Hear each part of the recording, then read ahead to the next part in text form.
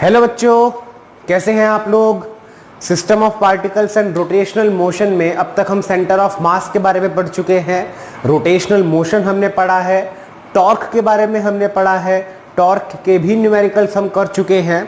अगली हेडिंग जो हम डालेंगे बच्चों वो है moment of inertia.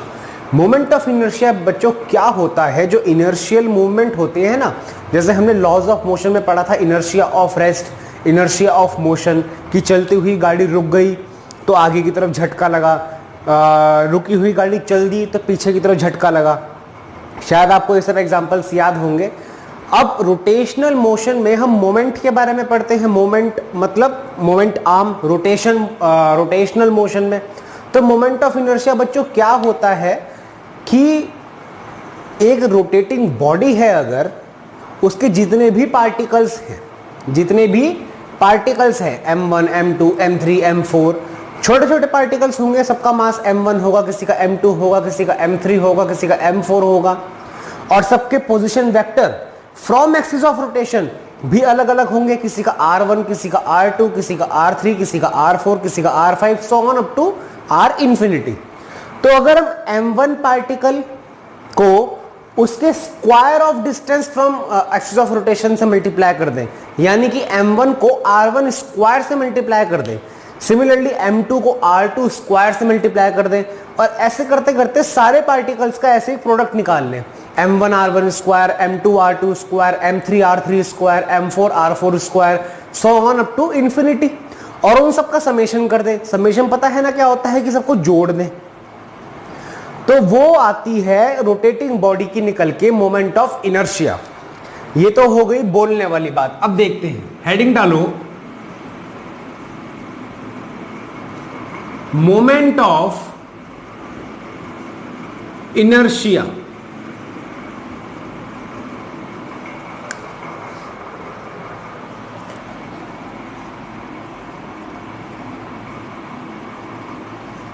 Moment of inertia of a rotating body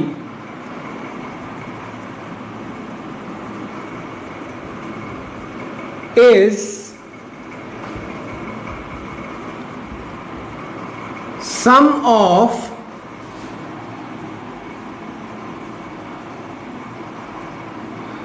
products of mass and square of distance from axis of rotation of each particle।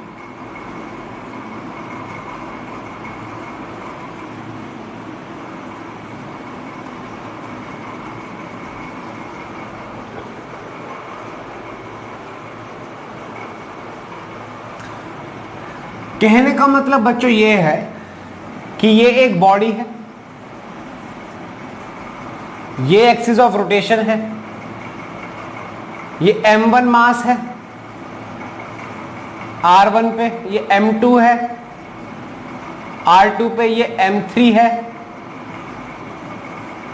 r3 पे, similarly infinity है, मतलब इनफाइनाइट नंबर ऑफ पार्टिकल्स है। तो moment of inertia क्या होता है? Sum of, summation of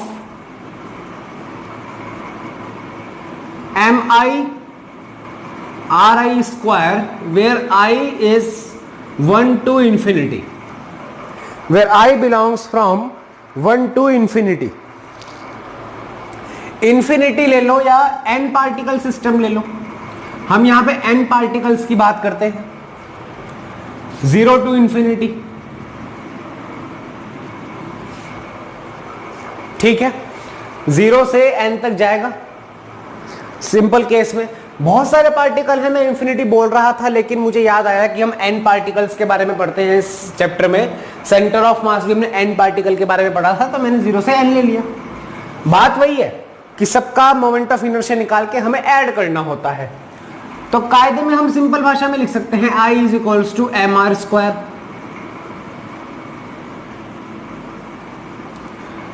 actual form तो ये है बच्चों,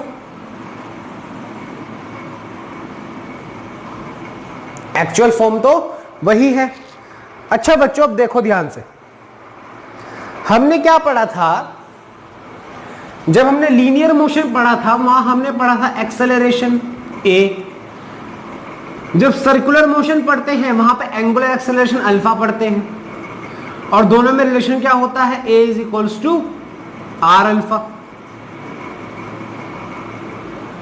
ठीक है, यानी कि ए का रोटेशनल कंपोनेंट है ये आरसी, रोटेशनल कंपोनेंट है alpha.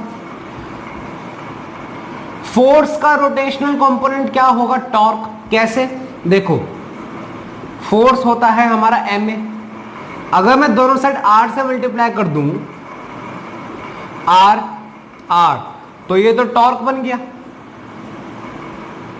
Is equals to M r into a, m r into a. जरा ए की वैल्यू आर अल्फा रखें तो m r into r alpha, तो टॉर्क क्या हुआ, एम आर स्क्वायर अल्फा। ये एक पूरी रोटेटिंग बॉडी की बात हो रही है, तो एम आर स्क्वायर को हम आई लिख सकते हैं, मोमेंट ऑफ इनर्शिया, तो ये आई अल्फा हुआ। अब पहली बात तो मैं आपको ये बता दूं कि एग्जाम में कभी कभी क्वेश्चन आ सकता है, छोटी सी डेरिवेशन है तो 2 नंबर में या 3 नंबर में आ जाती है कि मोमेंट ऑफ इनर्शिया क्या होता है और टॉर्क और मोमेंट ऑफ इनर्शिया में रिलेशन क्या होता है। तो टॉर्क और मोमेंट ऑफ इनर्शिया का रिलेशन तो ये है, डेरिवेशन ये है। मजाक मजाक में एक डेरिवेशन हो गई, और मुझे अभी याद आया कि ये क्वेश्चन भी आ जाता है। मोमेंट ऑफ इनर्शिया ये रहा इसका डायग्राम, ये रहा इसका फॉर्मूला। ठीक है, अब जरा देखो, ध्यान से देखने वाली बात है।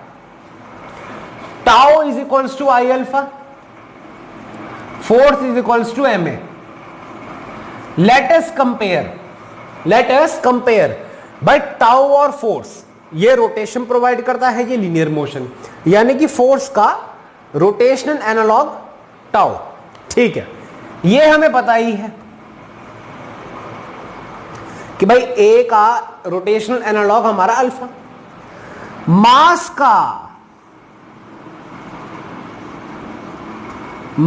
का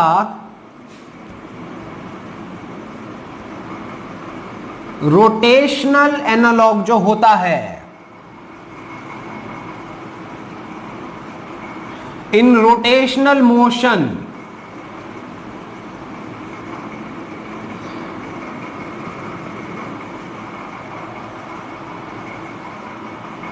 वो होता है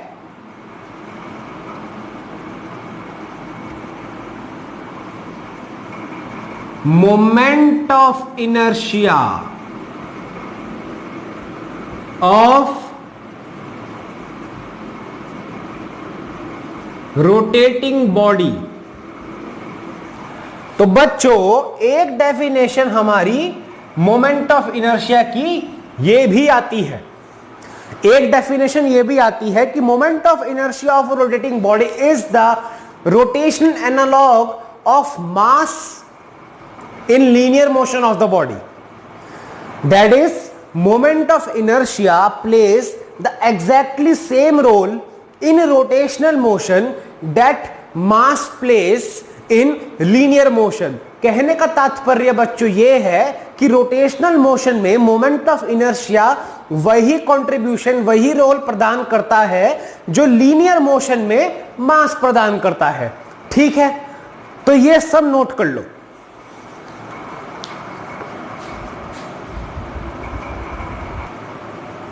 एक चीज मैं बताना भूल गया आप लोगों को, हां, कि भाई साहब ये इसकी देखो केजी मीटर स्क्वायर इसकी एसआई यूनिट होती है। मैं ऐसा यूनिट पिछले कुछ टॉपिक से बताना भूल रहा हूं, टॉर्क में भी भूल गया था, अभी मुझे याद आ गया। ये इसकी एसआई यूनिट है। दूसरा, ये एक स्केलर क्वांटिटी है, ये एक स्केलर क्वांटिटी है, यानी कि डायरेक्टली हम इसको ऐड कर सकते हैं। ठीक है, ठीक है, नोट कर लो।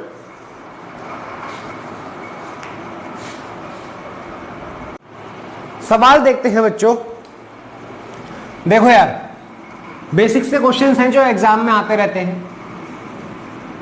एक स्क्वायर है, लैंग्वेज में नहीं लिखवा रहा, आप लोग समझदार हैं, कैपेबल हैं। एक स्क्वायर के चारों कोनों पे मैंने एम एम एम एम मास रख दिए। ठीक है, ये पॉइंट है ए, ये है बी, ये है सी, ये है डी। स्क्वायर की साइड है ए ए ए ए। ठीक है, एक्सिस ऑफ रोटेशन मैंने दे दी ए बी। अब find moment of inertia, M O I ऐसे ही लिखते हैं शॉर्ट फॉर्म में, find M O I, moment of inertia. ठीक है, आसान है, बहुत आसान है। एक्सिस ऑफ रोटेशन से चारों पार्टिकल का डिस्टेंस निकालो पहले, फिर m1 r1 square plus m2 r2 square plus m3 r3 square plus m4 r4 square करके दिखा दूं, या खुद ट्राई करो। 1 2 3 4 5 5 सेकंड हो गए, नहीं करा पॉज करो, करो। मान ले कि ये फर्स्ट है, ये सेकंड है, कि ये थर्ड है, ये फोर्थ है, मान ले, मान सकते हैं। देखो यार, इसके लिए r की वैल्यू क्या होगी? r1 0 होगा, r2 भी 0 होगा, r3 a होगा और r4 भी a होगा।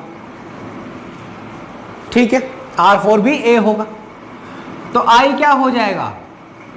m1 r1 square plus m2 r2 square plus m3 r3 square plus m4 r4 square, sorry square है ये। ठीक है, m1 m है, लेकिन r1 0 है, छोड़ दो, r2 0 है, छोड़ दो, 0 प्लस m3 m है, r3 a है, ma स्क्वायर प्लस m4 भी m है, r4 भी a है, ma स्क्वायर। तो मोमेंट ऑफ इनर्शिया इस रोटेटिंग बॉडी का आ गया 2ma square. Moment of inertia किसी भी रोटेटिंग बॉडी का उसके एक्सिस ऑफ रोटेशन पे डिपेंड करता है बच्चों। आप ये नहीं बोल सकते कि इस स्क्वायर पे हमने 4 मास m प्लेस करे तो जनाब आपका moment of inertia I is equals to 2ma square होगा ना। गलत, सरासर गलत बात है, सरासर गलत बात है। मैं ये वैसे कॉमन सेंस की चीज है, आपको लोगों को समझ में आ गई होगी। मैं क्यों बता रहा हूं?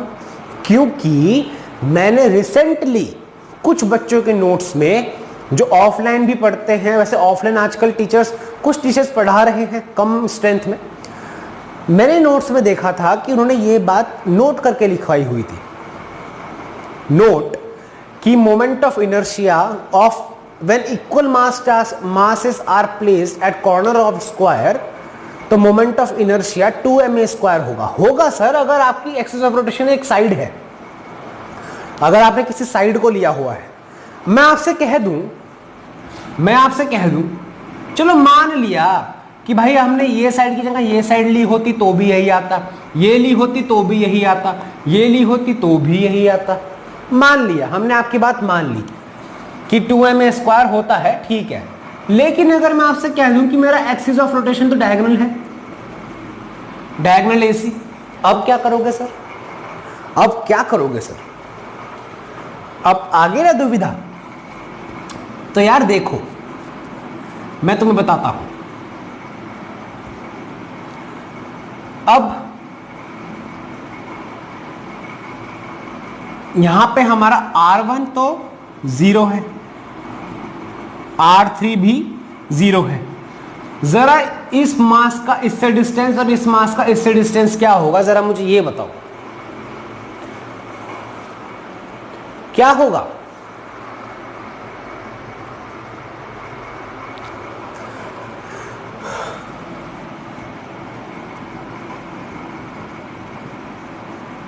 देखो यार, a√2 होता है हमेशा। डायगोनल का डिस्टेंस a√2 होता है, तो ये तो हाफ में है, बिल्कुल सेंटर पॉइंट हो गया। तो ये हो गया आपका a√2/2, ये भी हो गया आपका a√2/2। ठीक है, तो R2 हमारा a√2/2, R4 a√2/2। ठीक है, जरा मोमेंट ऑफ इनर्शिया निकालो। खाली R2 R4 डायरेक्ट लिख दो, R1 R3 लिखने की जरूरत तो नहीं है, M1 M2 M3 वाले। तो ये हो जाएगा m इंटू a√2/2 का whole square plus m into a√2/2 का होल स्क्वायर। तो ये हो गया 2 into m into a square into 2/4। यही होगा ना, a√2 का स्क्वायर क्या होगा, a स्क्वायर इंटू 2, 2 का स्क्वायर 4, और ये दो हैं एक जैसे, तो बाहर मैंने 2 से मल्टीप्लाई कर दिया, तो 2 से 4 गया, तो i क्या आया, m²। अब मुझे गारंटेड पता है कि कुछ बच्चों को डिस्टेंस समझ में नहीं आया होगा। अबे यार देखो देखो, एक ये तो थोड़ा सा गंदा हो गया, मैं नया स्क्वायर बनाता हूं।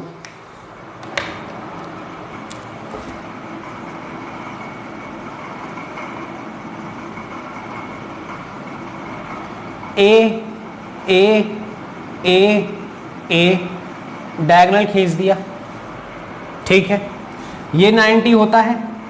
अब पाइथागोरस थ्योरम के अकॉर्डिंग इसकी वैल्यू √a² प्लस a² होनी चाहिए, जो कायदे में √2a² हो जाएगी।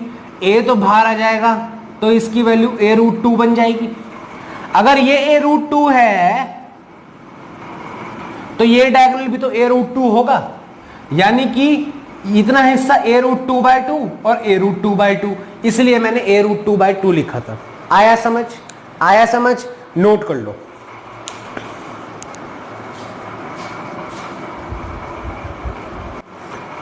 यार देखो, अब तीसरा, पहले हमने समझ लो कि वो 2 पार्ट करे हैं स्क्वायर वाले। एक क्वेश्चन ये भी आता है, थर्ड पार्ट है इस क्वेश्चन का, कि एक्सिस ऑफ रोटेशन पास कर रही है सेंटर से परपेंडिकुलर।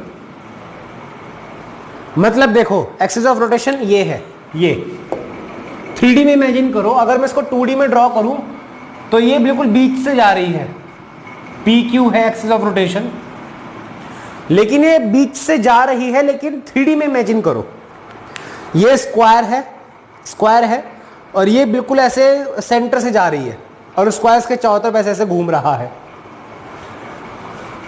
तो यार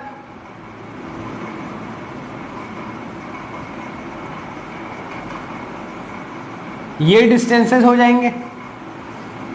ये डिस्टेंस मैं डिस्कस कर चुका हूं। अच्छा एक बात और, a√2/2 को मैं लिख सकता हूं a/√2 बाय 2 को मैंने लिख दिया √2 इंटू √2, √2 से √2 कट गया तो a/√2 बचा ना।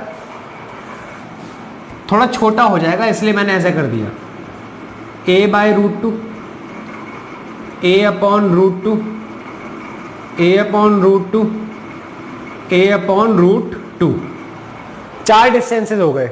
अब यानी कि हमारा R1 is equals to R2 is equals to R3 is equals to R4 is equals to a/√2, a/√2। और M1 is equals to M2 is equals to M3 is equals to M4 is equals to M। ठीक है,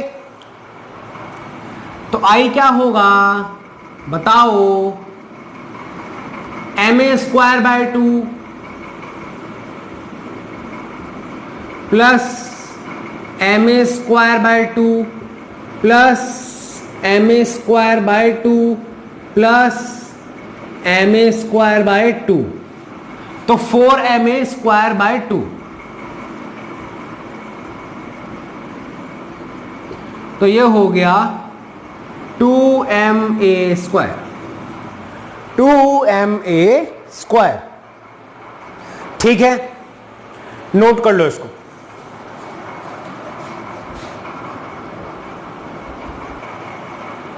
I hope आप लोगों ने इसको note तो कर लिया होगा। इसको बिना मिटाए मैं फोर्थ पॉइंट भी कर देता हूं। यार मैं यहां पे थोड़ा शॉर्टकट लिख रहा हूं, आपने कॉपी में पूरा पूरा लिखना कि एक्सिस ऑफ रोटेशन कहां से पास कर रही थी। जैसे पहले केस में फ्रॉड साइड ए बी से पास कर रही थी, पैरेलल टू प्लेन थी वो। दूसरे केस में डायगोनल से पास कर रही थी। तीसरे केस में सेंटर से पास कर रही थी perpendicular to plane, perpendicular to plane. ये प्लेन है, इसके परपेंडिकुलर। अब कॉर्नर ए से पास कर रही है, कोई सा भी कॉर्नर ले लो, आना आंसर सेम ही है। और parallel to sorry perpendicular to plane, ये हटा दूं इसका मतलब मैं सब कुछ।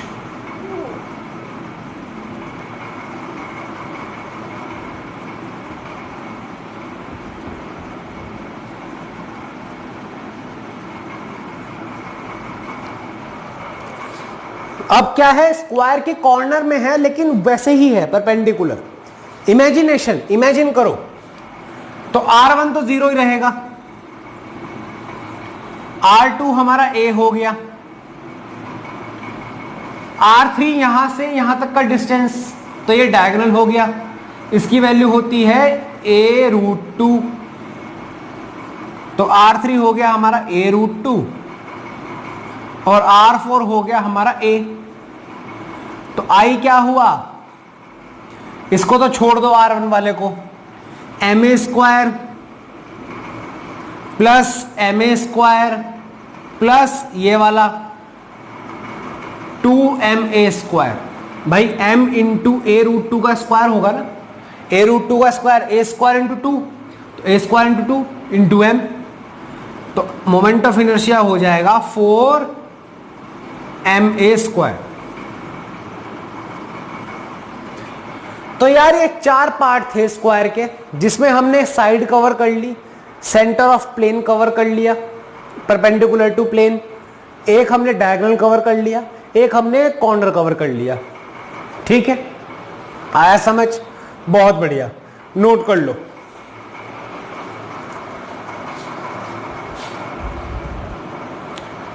बच्चों एक क्वेश्चन और आता है,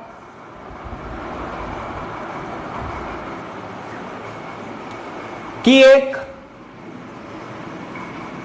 इक्विलेटरल ट्रायंगल है,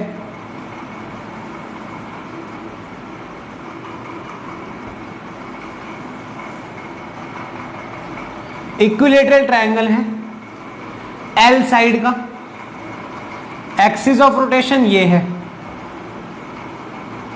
A point, B point, C point, mass m, mass m, mass m।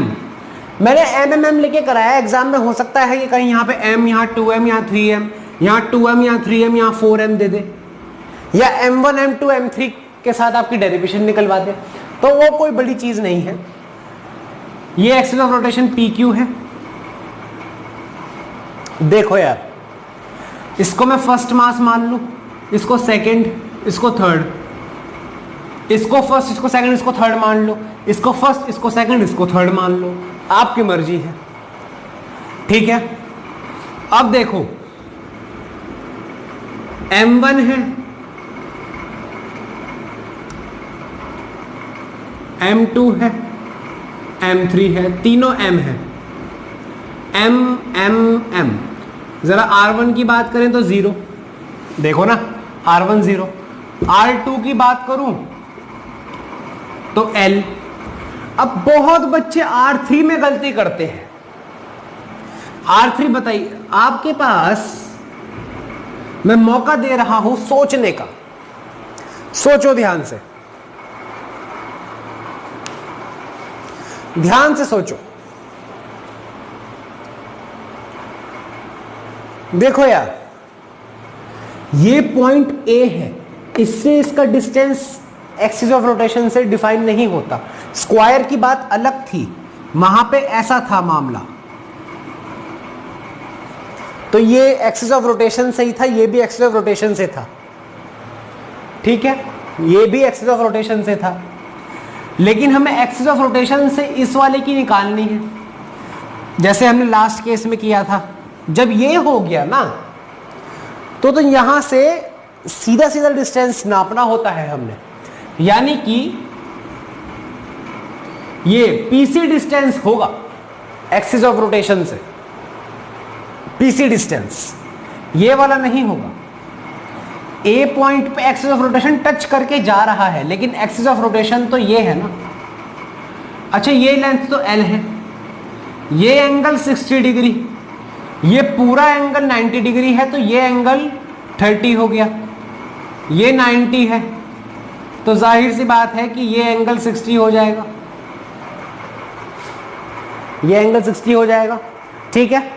अब देखो, हमें पीसी लेंथ निकालनी है, पीसी लेंथ, तो sine 30 opposite upon hypotenuse, PC upon L, तो पीसी की वैल्यू क्या आ गई, L sine 30, that will be L upon 2, PC की वैल्यू आ गई एल अपॉन 2। चलो, यानी कि हमें पता लग गया ये एल बाय 2 है, ठीक है। अब देखो मोमेंट ऑफ इनर्शिया निकालो जरा, r1 0 है, छोड़ दो, m2 r2 square plus m3 r3 square, तो m2 क्या है m, r2 क्या है l, प्लस m3 क्या है m, r3 क्या है l बाय 2 का स्क्वायर, तो ये हो गया M L square plus M L square by 4। तो क्या हो जाएगा, ये मोमेंट ऑफ इनर्शिया आ गया 5 M L square upon 4, 5 M L square upon 4। तो बच्चों, आज का लेक्चर हम यहीं पर खत्म करेंगे। ये इंट्रोडक्शन था मोमेंट ऑफ इनर्शिया का। फिगर्स की हमने मोमेंट ऑफ इनर्शिया निकाली, स्क्वायर फिगर और ट्रायंगल फिगर पे अलग अलग एक्सिस ऑफ रोटेशन लेके हमने मोमेंट ऑफ इनर्शिया निकाला। नेक्स्ट जो हमारा टॉपिक है वो है moment of inertia of rigid bodies, जिसमें हम पढ़ेंगे parallel axis theorem, perpendicular axis theorem, फिर हम यूनिफॉर्म रॉड का और डिफरेंट आर्टिकल्स का मोमेंट ऑफ इनर्शिया निकालेंगे। मजा आने वाला है लेक्चर में। ये तो बेस तैयार किया, भूमिका बनाई है हमने। तब तक के लिए अपना ध्यान रखिए। Thank you.